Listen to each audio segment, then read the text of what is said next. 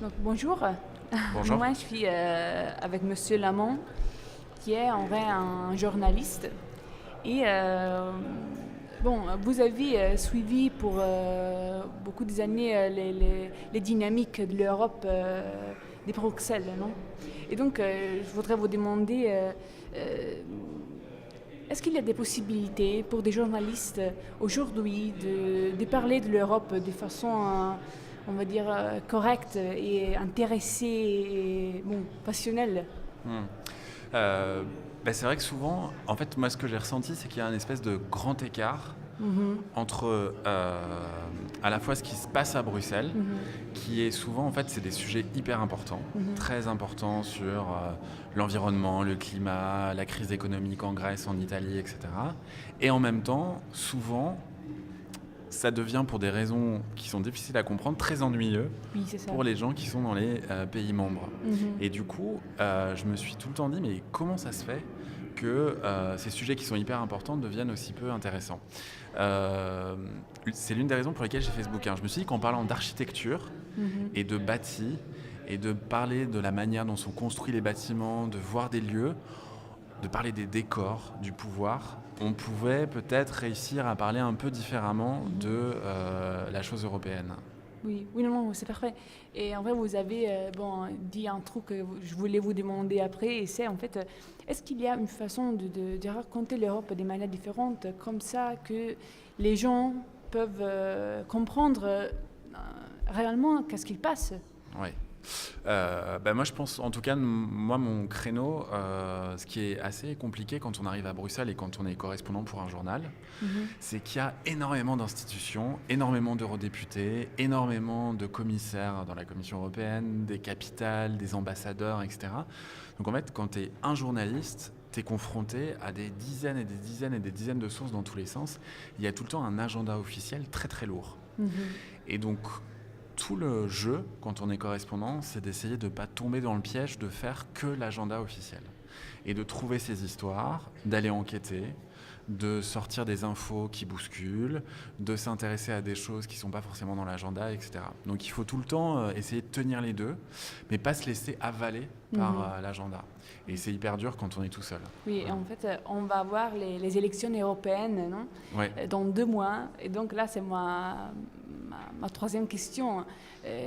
Moi, je voudrais être un journaliste comme vous un jour. Et donc, je me demande, est-ce qu'il y a une façon bon, de parler avec les jeunes, avec les citoyens, et de vraiment les engager dans un discours européen, des élections, de la politique et bon, des thèmes les plus importants du moment?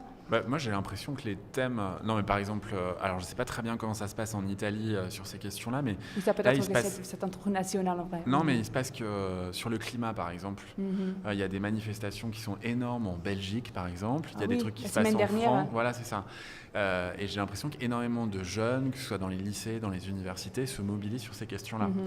Et ça, pour le coup, c'est vraiment une question européenne. C'est-à-dire que la Ah oui, réponse, absolument. elle n'est pas seulement nationale ou locale. Et donc, du coup, j'ai l'impression que, en fait, spontanément, tout le monde, la jeune génération, comprend que c'est hyper important.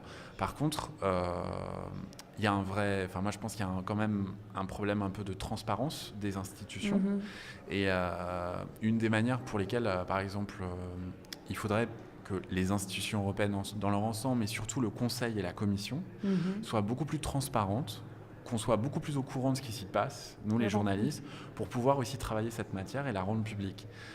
Pour l'instant, c'est quand même, moi je dis souvent, le Conseil européen, qui est l'institution la plus puissante, c'est les intérêts des États-nations à Bruxelles, c'est vraiment comme une boîte noire.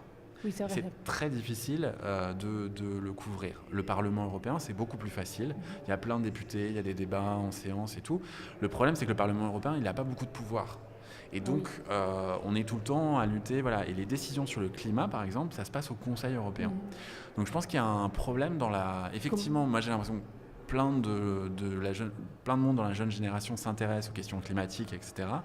Mais on ne voit pas comment c'est traité à Bruxelles. Donc, il faut ouvrir ces boîtes noires Oui. pour que ça marche, quoi. Mhm. Oui, absolument. Ma dernière question, c'est sur votre livre. Est-ce que vous voulez un peu nous raconter qu'est-ce que ce que vous disiez, pourquoi c'est important au moment pour l'Europe et l'architecture. En fait, c'est parti d'une impression quand je suis arrivé à Bruxelles il y a 6 ans. Moi, j'ai été très surpris parce que la capitale de l'Europe, ça ressemble pas du tout à une capitale. Là, on est à Rome, ici, il y a du monumental, il y a des bâtiments politiques très impressionnants, etc. À Bruxelles, c'est l'inverse de Washington, c'est l'inverse de Brasilia. La capitale ressemble à un district d'affaires, quoi. Il n'y a pas grand-chose. Et donc, du coup, je suis parti de cette question-là en me demandant, mais comment ça se fait que la capitale de l'Europe ressemble à pas grand-chose. Comment on en est arrivé là? Et qu'est-ce que ça raconte sur le fonctionnement de l'Europe?